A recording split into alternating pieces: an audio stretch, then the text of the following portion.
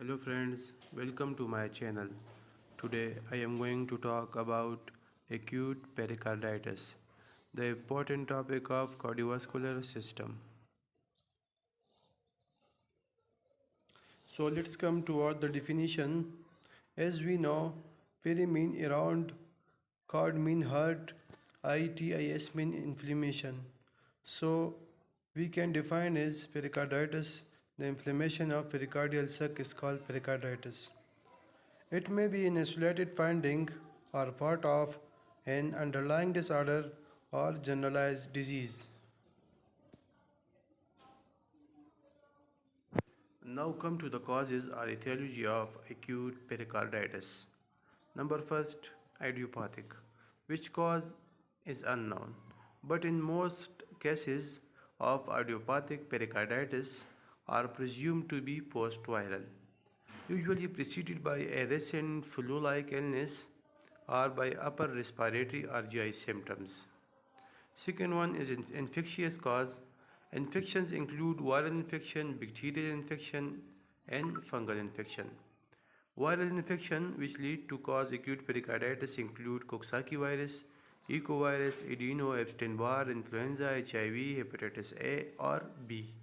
Bacterial infection which is most commonly caused by tuberculosis. Fungus or toxoplasmosis may lead to cause acute pericarditis.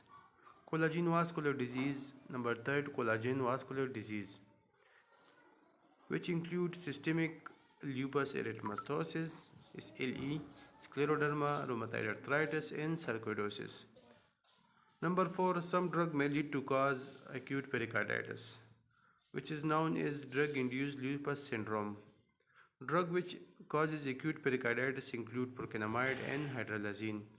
Procainamide is an antiarrhythmic drug and hydralazine is an antihypertensive medicine or drug. Other causes include after MI, which usually occur weeks to months after myocardial infarction, for which we use a very specific terminology known as Dressler syndrome. Radiation is one of the cause of acute pericarditis. Trauma, which lead to cause traumatic acute pericarditis.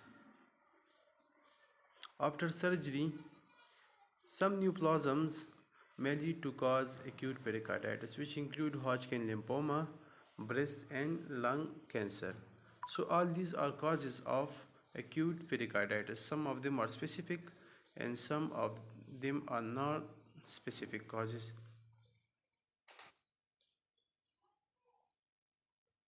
Now come to the clinical features of acute pericarditis. Chest pain, which is the most common finding in these patients. This pain often severe and pleuritic, often localized to the retrosternal and left precordial region and radiate to the trapezius muscle ridge and neck. Can be differentiated from pain of myocardial infarction because of association with breathing.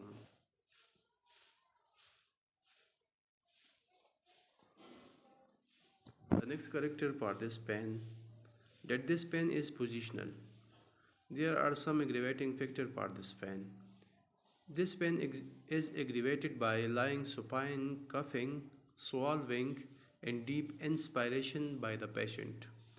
The pain is also relieved by sitting up and leaning forward. Pain is not always present depending on the cause.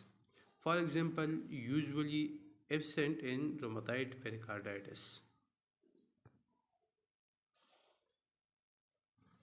Next feature is pericardial friction rub. It is not always present, but it is very specific for pericarditis. Scratching, a high-pitched sound caused by friction between visceral and parietal pericardial surfaces. This friction rub is here best during expiration, with patients sitting up and with stethoscope placed firmly against the chest. Friction rub may come and go over a period of several hours and can vary greatly in intensity. Now, diagnosis. Diagnosis can often be made on the basis of clinical feature in the ECG changes. ECG is one of the gold standard exam for acute pericarditis. ECG shows following changes in sequence. In ECG, ST segment will be elevated. Diffuse ST elevation will be occur and PR will be depressed except in late AVR. In AVR lead, the PR will be elevated. The ST segment return to normal typically in a week. T-wave inversion, but does not occur in all patients. T-wave return to normal.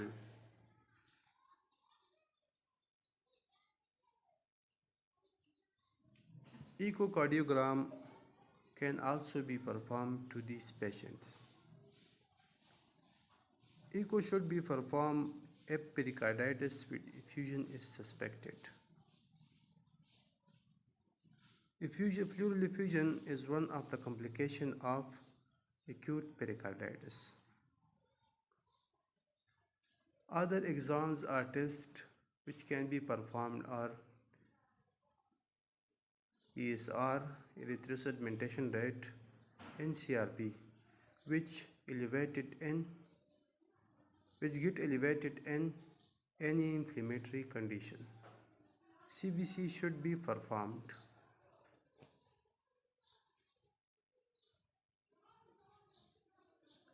Treatment of acute pericarditis. Most cases of acute pericarditis are self-limited and resolve in 2 to 6 weeks. Should be treated the underlying cause if known. The first line therapy is high dose NSAID. The pain usually responds to aspirin 600 mg 6 times daily, but should be avoided in patients with active bleeding or peptic ulcer disease.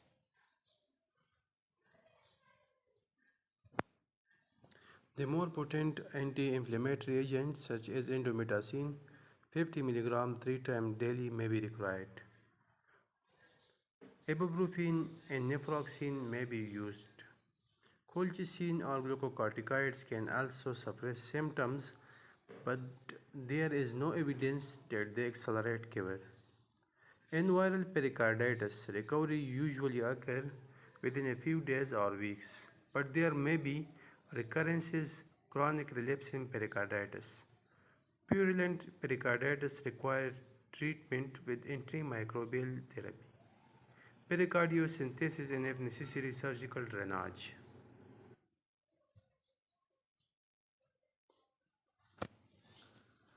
Which patient should be hospitalized? Relatively uncomplicated cases can be treated as an outpatient in UPD. However, patients with worrisome symptoms such as fever and leukocytosis and patients with worrisome features such as pericardial effusion should be hospitalized and should be treated in hospital.